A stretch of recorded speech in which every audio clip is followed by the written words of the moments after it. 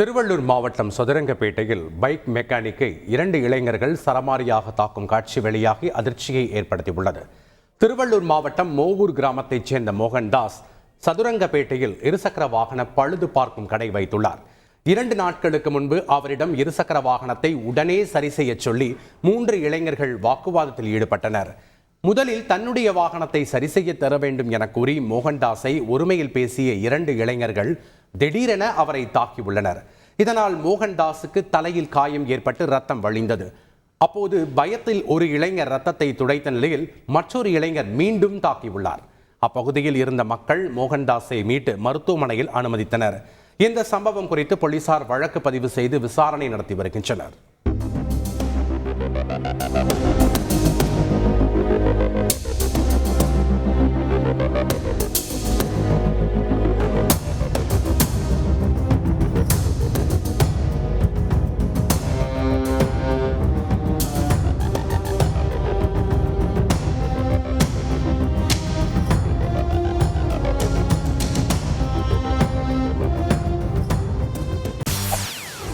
செய்திகளை உடனுக்குடன் தெரிந்து கொள்ள உடனே சப்ஸ்கிரைப் பண்ணுங்க.